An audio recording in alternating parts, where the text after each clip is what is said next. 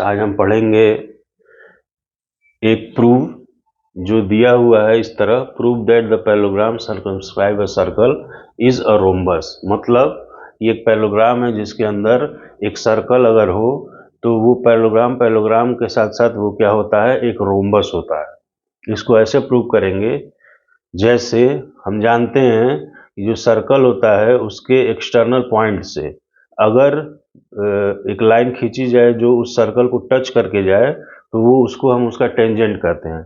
और अगर दो लाइन खींची जाए उस सर्कल को टच करके जाए तो वो दोनों लाइन क्या होती है, जो टेंजेंट बनाती है उस सर्कल पे, वो आपस में क्या होती है, इक्वल होती है। कहने का इसका मतलब ये है कि पॉइंट ए से एक एक्सटर्नल लाइन, मतलब एक्सटर्नल पॉइंट से लाइन खींची गई है तो ए पी इक्वल टू किसके इक्वल होगा, ए एस के इक्वल होगा। ए पी इक्वल टू किसके इक्वल होगा, ए एस के इक्वल होगा। उसी तरीके से बी पी किसके इक्वल होगा, बी क्यू के इक्वल होगा। और सी क्यू किसके इक्वल होगा, सी आर के इक्वल होगा। और एस डी किसके इक्वल होगा, एच डी किसके इक्वल होगा, डी आर के इक्वल होगा। ऐसा इसलिए क्योंकि ये एक्सटर्नल पॉइंट से सर्कल पर अनसर्कल टेंजेंट है। एक्सटर्नल पॉइंट से सर्कल पर क्या है, टेंजेंट है। ठीक है, तो ये चारों को क्या कर देंगे, ऐड कर देंगे। जब चारों को ऐड कर देंगे तो इस तरीके से इक्वेशन बनेगा, A P plus B P plus C R plus D R, A S plus B Q plus C Q plus D S. ठीक, हम क्या करेंगे, ग्रुपिंग करेंगे। मतलब ए पी और बी पी को एक ब्रैकेट में लेंगे, सी आर डी आर को क्या कर लेंगे, एक ब्रैकेट में लेंगे। एक ब्रैकेट में इसलिए लिया गया है क्योंकि यहाँ पर देखिए ए पी और बी पी, ये ए पी और बी पी ये एक साइड है किसकी, पैरेललोग्राम की। उसी तरीके से सी आर और डी आर किसकी साइड है, आपका सी आर और डी आर किसकी साइड है, उसी पैरेललोग्राम के डी सी साइड है।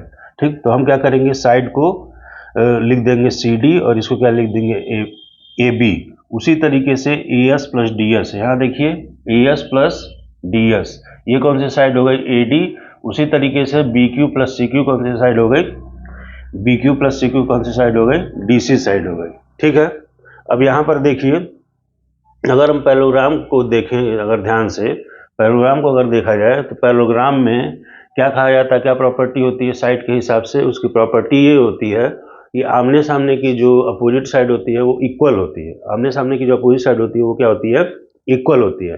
कहने का मतलब ये है कि डी सी किसके इक्वल हो जाएगा, ए बी के, और ए डी किसके इक्वल हो जाएगा, बी सी के। ठीक, तो यहाँ पर देखिए ए बी किसके इक्वल हो जाएगा, ए बी किसके इक्वल हो जाएगा, डी सी के, मतलब डी सी या सी डी के। तो इसको, ये दोनों इक्वल हो गया तो इसको हम क्या लिख सकते हैं, ये ए बी है ऑलरेडी और सी डी किसके इक्वल हो जाएगा, ए बी के। क्यों, ऐसा क्यों है, क्योंकि पैरेललोग्राम की अपोजिट साइड है। तो इसको क्या लिख सकते हैं, टू ए बी। क्या लिख सकते हैं, टू ए बी। उसी तरीके से ए डी और बी सी, ए डी और बी सी, ये भी आपस में इक्वल हो जाएगा। तो इसको क्या लिख सकते हैं, टू ए डी लिख सकते हैं। क्या लिख सकते हैं, टू ए डी।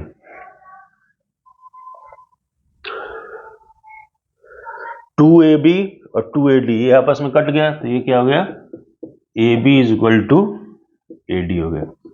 देखिए ए बी ए डी के इक्वल हो गया, ए बी किसके इक्वल हो गया, ए डी के। अब देखिए चूंकि जब ए बी ए डी के इक्वल हो जाएगा तो इस तरीके से हम जान चुके हैं, जब ए बी ए डी के इक्वल हो जाएगा तो ए बी किसके इक्वल है, डी सी के। ए बी किसके इक्वल है, डी सी के। और ए डी किसके इक्वल है, ए डी आपका इक्वल है बी सी के। तो और यहां पर देखिए ए बी किसके इक्वल है, ए बी किसके इक्वल है, डी सी के। मतलब ए बी और डी सी के इक्वल है। तो इस तरीके से चारों साइड आपस में इक्वल हो जाएगी। मतलब A B is equal to D C is equal to A D is equal to B C. मतलब ये जो पैरेललोग्राम है इसकी चारों साइड क्या है, parallelogram A B, B C, C D और AD, ये चारों आपस में इक्वल हो गया। तो चारों साइड आपस में किस फिगर के इक्वल होता है? रोम्बस के। तो यहां पर ये प्रूव हो गया, हेंस प्रूव्ड।